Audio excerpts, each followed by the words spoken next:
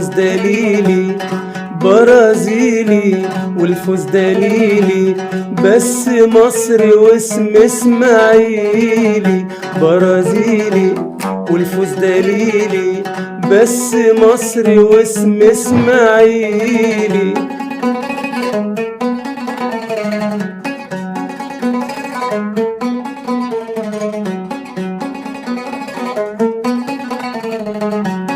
فن واضح في الملاعب، سحر كروي في كل لاعب.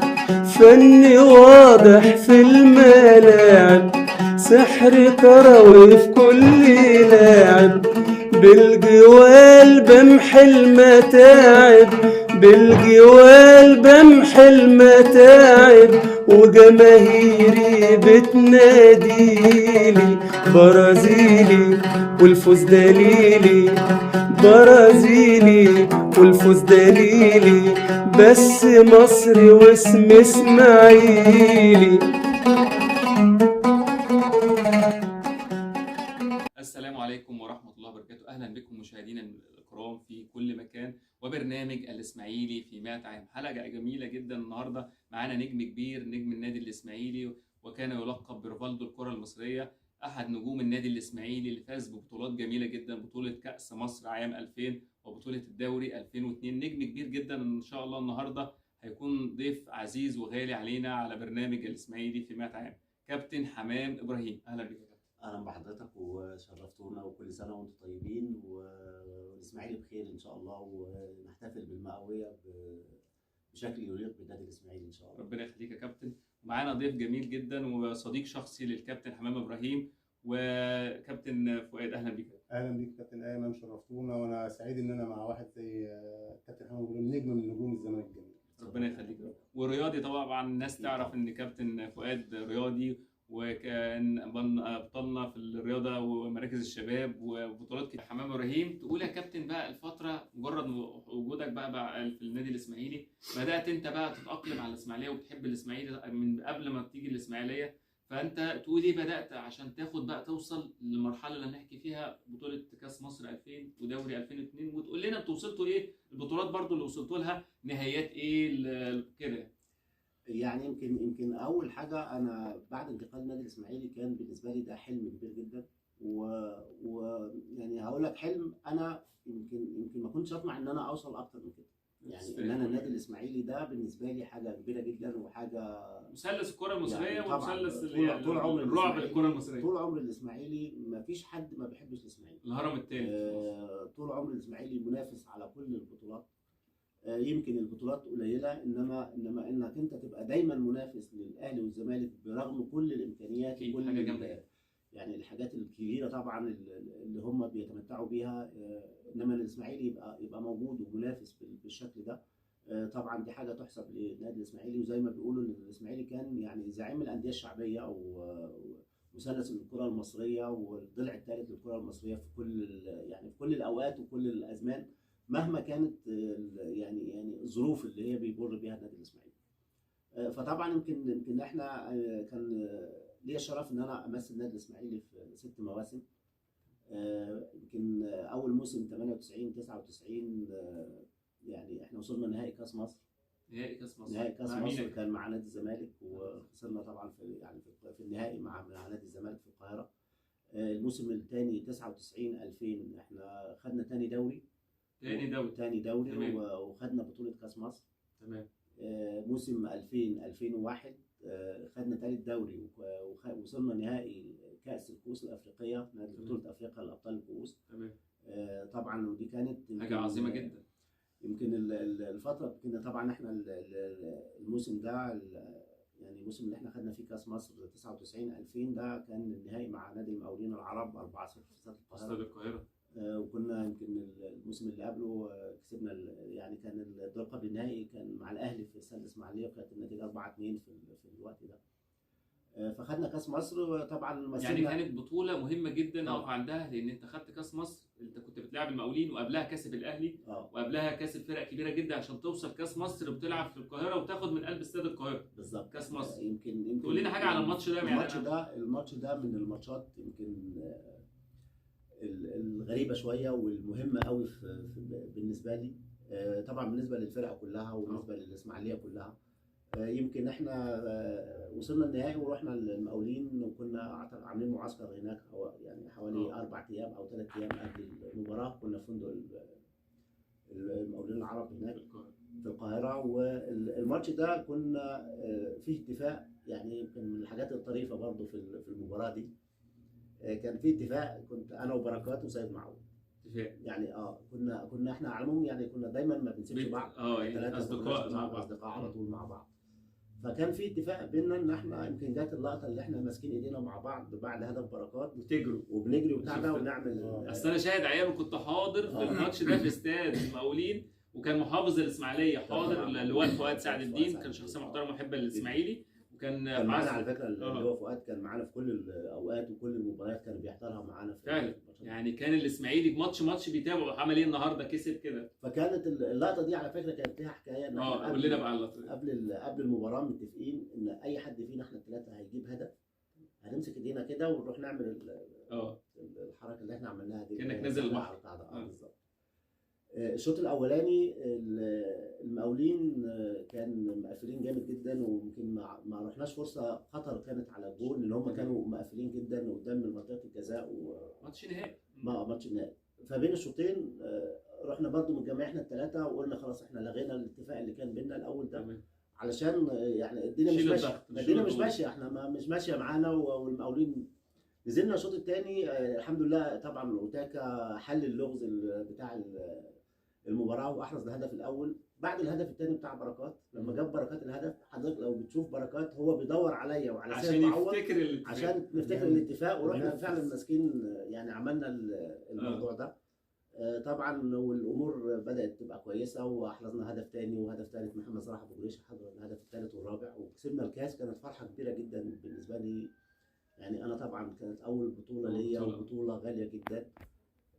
لك ان تتخيل طبعا رجوعنا في الاسماعيليه. يمكن انا بعد الماتش ده كنت مسافر الصعيد، لان كانت اخر مباراه في الموسم، وكنت مسافر عشان الاجازه، وكنت اجازه السنويه. رفضت اسافر عشان احضر الاحتفالات بتاعه جمهور الاسماعيليه والاسماعيليه هنا. واحنا راجعين من القاهره على طول الطريق، طبعا الجمهور طبعا كان معانا 40,000 متفرج في الاستاد. انا اشهد، انا كنت حاضر. يعني دي للامانه احنا هو بيكرم اكيد وكان تسهيل. احنا طلعنا في اليوم ده كان في قطر طالع من الاسماعيليه، ده اللي في التاريخ، يعني طلعنا من الاسماعيليه وكان في تنظيم على اعلى مستوى، اتوبيسات مستنيانا في محطه القطر، وطلعنا ورحنا، اللي كان مجهود رهيب، بس حاسين رايحين ناخد بطوله. بالظبط. طبعا انت بتلعب عندنا ثقه في اللعيبه وفيكم. فرجعنا يمكن من عند الكارتة طبعا، يعني انا شفت المنظر بصراحه. الاسماعيليه كلها انا فاكر اليوم ده بره الاسماعيليه كلها من اول انا فاكر اليوم ده كويس قوي. لما اول الحكم صفر انها الماتش، لقيت الجمهور بدا يسحب كله على الفيشه على الكارته. ايوه، وكله راح يقابل الاسماعيلي كارته طريق مصر الاسماعيليه. حتى في الليله دي جميع اسماعيليه ما نامتش فعلا والله العظيم. انا فاكر اليوم ده بالظبط كده. ما ناموش. هو الاسماعيلي هنا، الاسماعيليه بتتنفس كوره. الاسماعيلي بيلعب كوره تمتع اي حد بيحب يتفرج على كوره الاسماعيلي، اهلي زمالك اي فريق بيحب الاسماعيلي، بغض النظر عن اي مكان، اي بينتمي لاي فرقه. انا واحد من الناس بحب كره الاسماعيلي جدا، لان كره الاسماعيلي كره سهله، بيلعب كوره برازيليه. اسمه برازيلي. برازيل العرب. يعني كابتن حمام بيفكرنا بحاجات كده، ربنا يديله الصحه دايما كده، نتمنى له التوفيق ان شاء الله. مع سكينات الدراويش هتقدر تغير شكل موبايلك براحتك. هتحمي الموبايل بتاعك من الخدوش والأتربة، هتخلي شكله مختلف. عندنا في محلات المالح أكثر من 200 شكل، علشان ما تحترش لو موبايلك ملهوش جراب، السكين هتحافظ عليه. اشتري من المكان المضمون الأفضل في خدمة ما بعد البيع. ولو انت محل تقدر تسأل على أسعار الجملة في محلات أحمد المالح. عندنا تقدر تدفع كاش أو فيزا، وهتلاقي أي اكسسوارات لموبايلك عندنا. عنواننا الإسماعيلية، شارع داود حمدان وسعد زغلول المحطة الجديدة. الإسماعيلية سارابيو الشارع الرئيسي. الإسماعيلية عين الحسين المحطة. فما قطعت معاك يا كابتن، احنا قطعنا بعد ما كسبت الماتش قلت قطعت الاجازه، قلت لا مش هروح الاجازه لا، بتاعتك ما السنويه، سافرتش. وقلت هقعد احتفل مع لازم ارجع. انا فاكر كان في إسماعيلية. حاجه حصلت احتفاليه في استاد الاسماعيليه اتنظمت في الفتره دي في الاستاد. كان في كل إسماعيلية عموماً. يمكن كان زي ما قلت لك احنا اول ما يعني وصلنا يمكن على مدخل الاسماعيليه. لك اتخيل ان احنا دخلنا من عند مدخل الاسماعيليه من عند الفيشه الاستاد مفيش في 7 ساعات.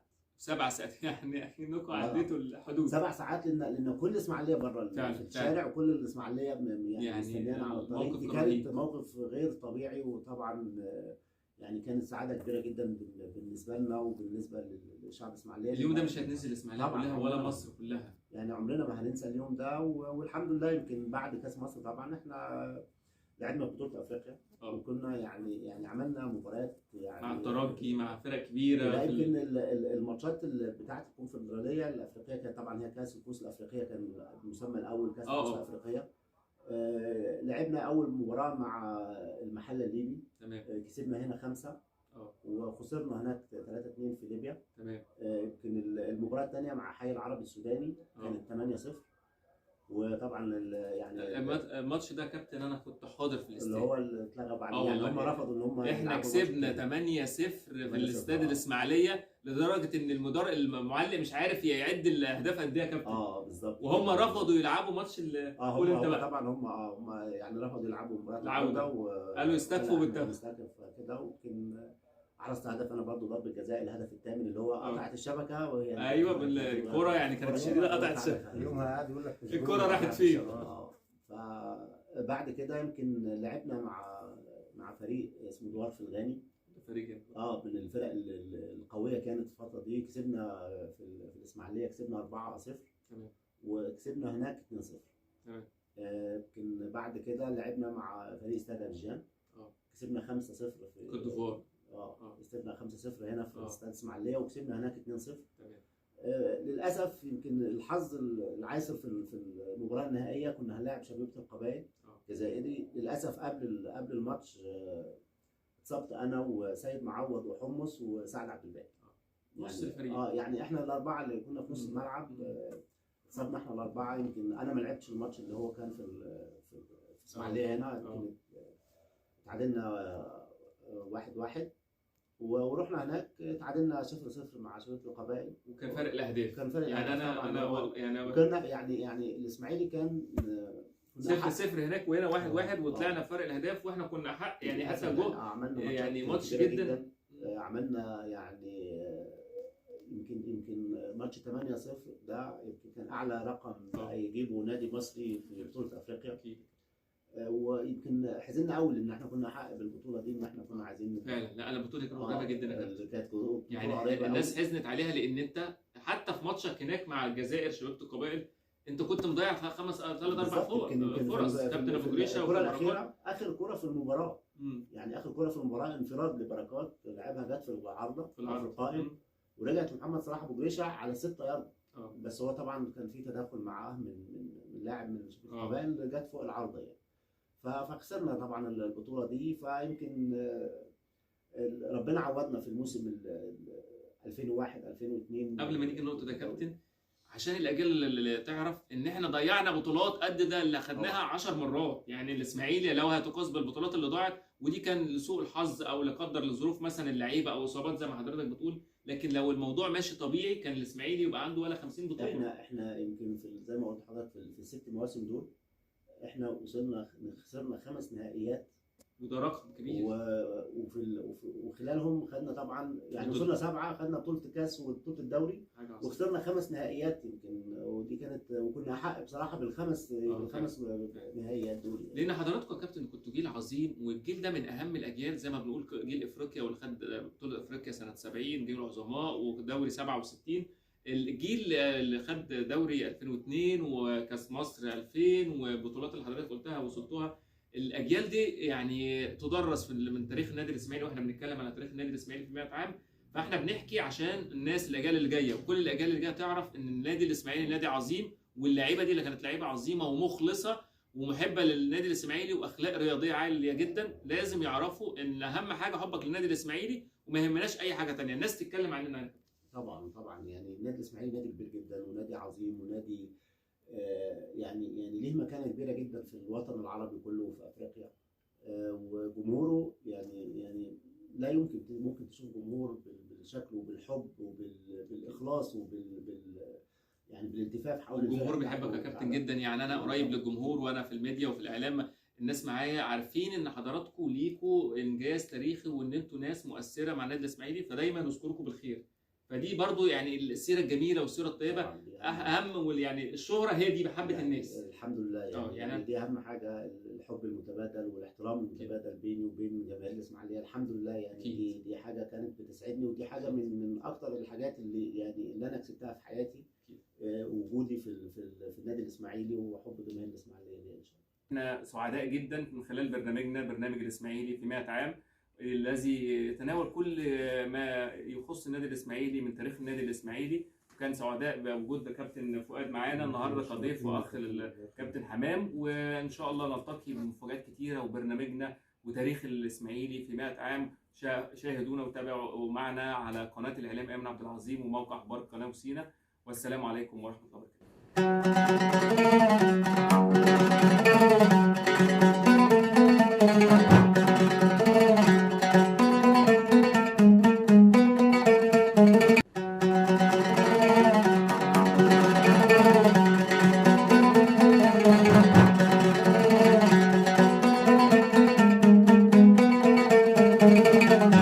برازيلي والفوز دليلي، برازيلي والفوز دليلي، بس مصري واسم اسماعيلي.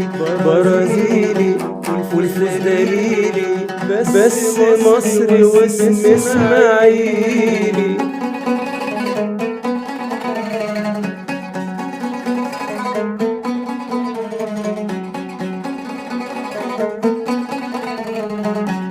فني واضح في الملاعب، سحر كروي في كل لاعب. فني واضح في الملاعب، سحر كروي في كل لاعب. بالجوال بمحي المتاعب، بالجوال بمحي المتاعب، وجماهيري بتناديلي. برازيلي والفوز دليلي، برازيلي والفوز دليلي، بس مصري واسم اسماعيلي.